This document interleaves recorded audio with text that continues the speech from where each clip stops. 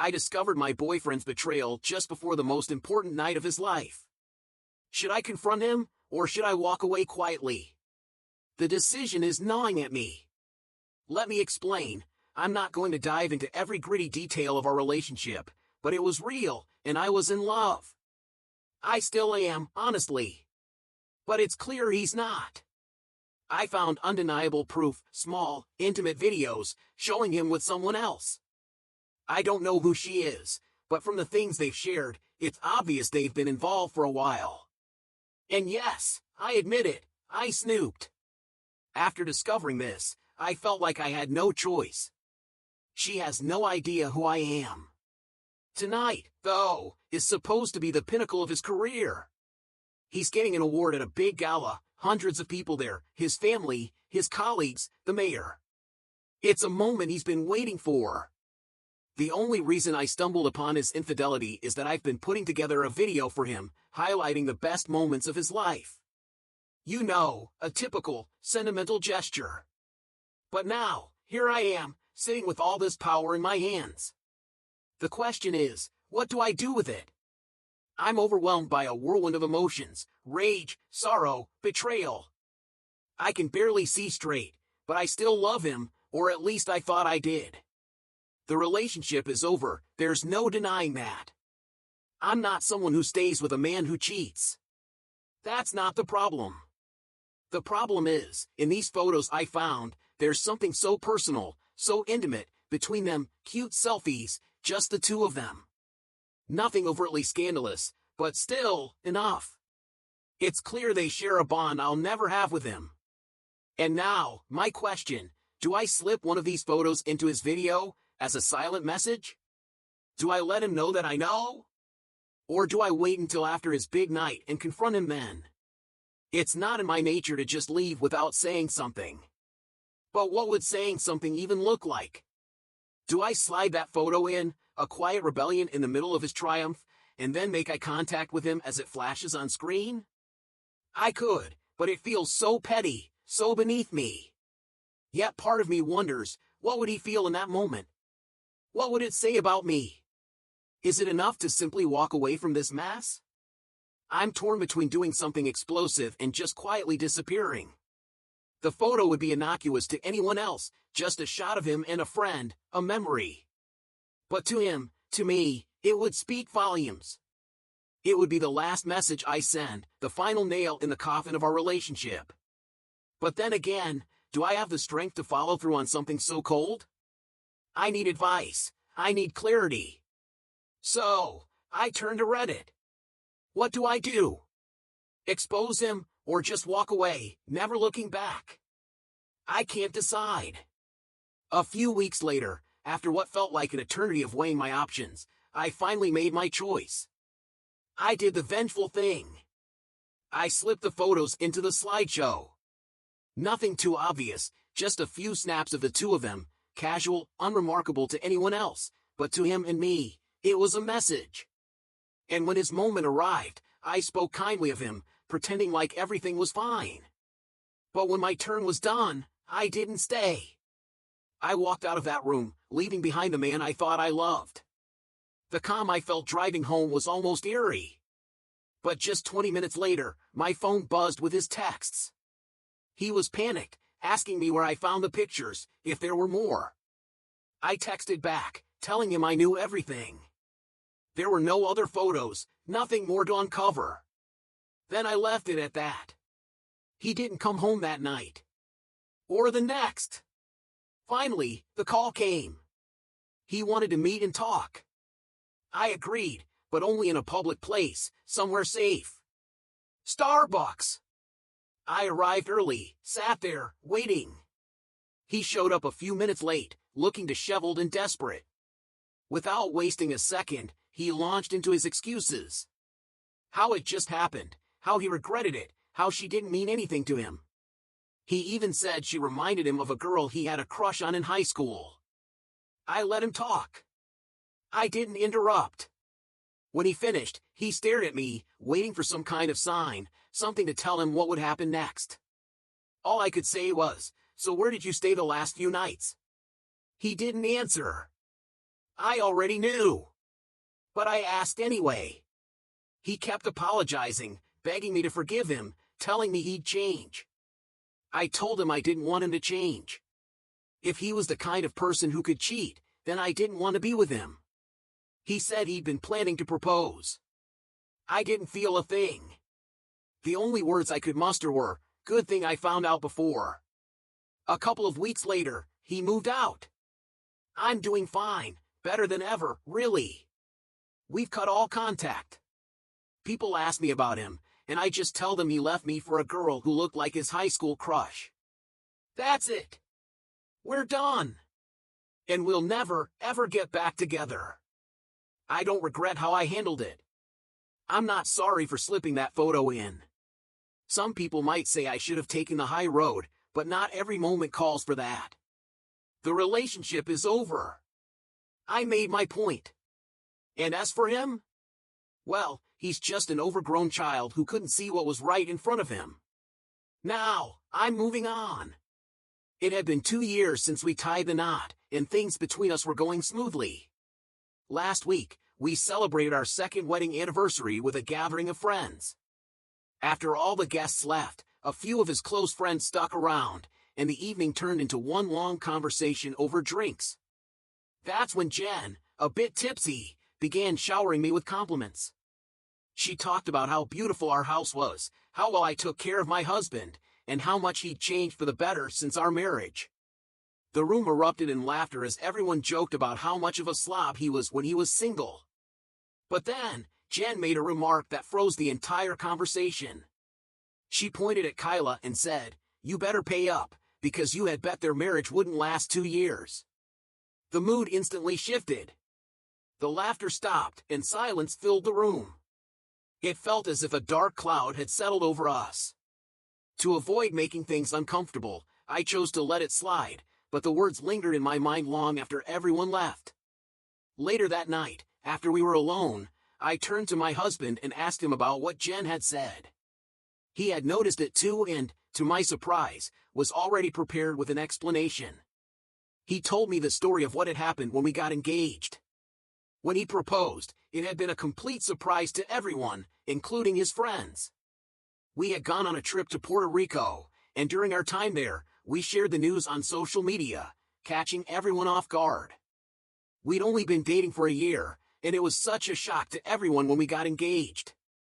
When he came back and saw his friends, everyone congratulated him, but Kyla had a different response. She wasn't happy about it. She told him he was foolish for proposing so quickly and implied that I wasn't the right girl for him. It didn't stop there. She even went so far as to suggest I was a gold digger. My husband's family is wealthy, but so is mine. Yet, she insisted on betting that our marriage wouldn't last 2 years.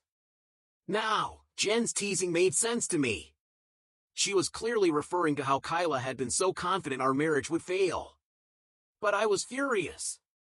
I felt betrayed, not just by Kyla, but by my husband too. I couldn't believe he hadn't told me about this sooner. He had always told me he had never dated anyone in his friend group, but now it seemed there was more to the story. I asked him outright if he had ever dated Kyla or had any history with her. He assured me that he had never been romantically involved with her, but then he explained that, back in college, Kyla had asked him out multiple times. He had always turned her down politely, saying that he simply wasn't interested. I asked him why he'd said no, and he told me it was because he didn't feel anything romantic for her. I could understand that, especially since he has a clear type, and Kyla is nothing like me or the other women he's dated. But still, I couldn't shake the anger. I was upset by her words, and even more so by the fact that my husband hadn't shared this with me earlier. I told him that I didn't want Kyla at our house anymore. I didn't want her to be a part of our lives. He argued that I was overreacting to something that had happened almost 3 years ago. He pointed out that Kyla had been supportive throughout our wedding preparations and had been there for both of us. He insisted she was just blunt and straightforward in her comments and didn't mean anything by them. Still, I felt betrayed. It wasn't just the comments, it was the fact that he kept them from me for so long. He asked me to take some time to cool down and then revisit the issue in a week, but I wasn't sure how I could just let this go. He worried that if I pushed too hard, it might change the dynamic within his friend group. I was stuck. Was I overreacting, or was this a betrayal too big to ignore? I didn't want to distance my husband from his friends, but I also didn't want to see Kyla's face again. 6 months later, I found myself facing the same woman again. Kyla had reached out to me after I posted about her comments. She messaged me to apologize for her past behavior, and I decided to accept it. We started talking again, and she made an effort to invite me out to brunches and girls' nights. Slowly, I warmed up to her. One afternoon, I decided to ask her about why she had such negative feelings about our marriage. That's when she opened up. Kyla told me that, when my husband and I started dating, he had recently broken up with his long-term ex, Joanna, just 2 months before meeting me. I already knew that part of the story, but Kyla's perspective gave me a new understanding. She said that my husband had been heartbroken over the breakup, and after that, he promised her that he wouldn't date anyone for a while. But then, when he met me through a blind date set up by my mom, things moved quickly. Kyla assumed I was just a rebound for him. She was worried that he was rushing into something, especially considering how wealthy his family was. She thought I might be taking advantage of his vulnerable state. However, over the years, she had seen how happy we were together and realized she had been wrong in her judgment. She apologized, and I appreciated her honesty. After that conversation, we became good friends, spending more time together and genuinely getting along. About 2 months ago, my husband went to a conference in Seattle. He was gone for 3 nights. When he came back, I was met with a message on Instagram. It was from Joanna, his ex. She reached out to me saying my husband had contacted her a few months back, and they had met up during the conference. She claimed she had more proof, if I wanted it. I immediately checked my husband's Instagram, only to find that he had blocked her. I felt uneasy, and my mind was racing. I made the mistake of mentioning it to Kyla, the one person I felt I could trust. She was the only one who had been upfront with me before. Kyla went into full detective mode, digging into the situation. She was still friends with Joanna on Instagram, as they had all gone to college together. Kyla opened Joanna's profile. The message Joanna sent me was from a different account, one with no followers. We scrolled through her photos and saw she had been at the same conference my husband attended in Seattle. Kyla suggested that I ask Joanna for more details and also confront my husband about it before jumping to conclusions. So, I asked my husband if he met up with Joanna, and he confirmed it. He said, "Yes, I ran into her in the expo hall, and we talked for a few minutes." When I asked why he hadn't told me about it, he replied that it was just a brief conversation and didn't seem important enough to mention. He looked at me, confused, and asked how I knew. I told him Kyla had mentioned seeing Joanna's photos from the conference, and I figured he must have seen her there. I messaged Joanna again, asking for more proof. She quickly replied, saying that they had been chatting for the past 2 months and even planned to attend the conference together. Then, she sent me a log of their messages, and it was clear that my husband had been flirting with her. The screenshots looked real, but I couldn't find any of those messages on his Instagram. I didn't know what to believe, so I turned to Kyla for advice. Kyla and I discussed it, and I messaged Joanna once more, asking her to clarify everything. Joanna told me that my husband had invited her to his room at night and that they had hooked up. But she didn't have any pictures, she said, because he insisted they not take any. I instantly sensed something wasn't right. I messaged her back and told her to stop with the lies. Joanna kept insisting that everything she said was the truth, claiming she spent all 3 nights in my husband's room. I knew it was all a lie. My husband and I had been playing video games together, just like we do whenever he's away. Sea of Thieves for 2 to 3 hours each night after dinner. Was Joanna secretly watching us play while my husband fell asleep? Absolutely not. I told her to stop wasting my time. I then sat down with my husband and told him everything. He was upset that I hadn't come to him sooner. He assured me that he hadn't been in contact with Joanna since they broke up. He said he had run into her by accident at the conference, But that was it. He told me to check his phone if I didn't believe him. He had blocked her everywhere. I told him I didn't need to, but that it seemed Joanna had run into him and made up this entire story to mess with us. When we met up with our friends that weekend, my husband and I shared everything. We told them about Joanna's messages and her lies. Kyla, who had also heard the story, was the one to let something slip. She casually mentioned how lucky we were that we were nerds, playing video games at night, or else we'd be giving Joanna credit for a very convincing tale. I never told Kyla about the video games, but she brought it up as if she knew all along. That's when I realized Kyla was playing both sides. I confronted my husband about it, and he had a talk with Kyla. She denied everything and said that I had told her about the video games during a phone call. But I don't remember ever doing that. Since then, we've decided to distance ourselves from Kyla. She has called me multiple times, asking to meet up. I keep making excuses, telling her I'm too busy. I'm not interested in any more of her games.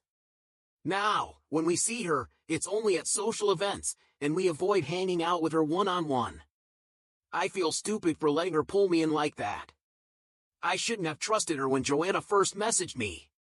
Looking back, it's clear to me now that Kyla's involvement was a red flag from the beginning. She was the one who told me about Joanna, and at the same time, Joanna was claiming she had an affair with my husband. What was Kyla's game? What were her intentions? I'm angry. If I had proof that she was the one behind the messages, I'd expose her in a heartbeat. I feel bad for doubting my husband, but I'm glad we are on the same page now. We've learned to trust each other more, and I'm just happy it's behind us.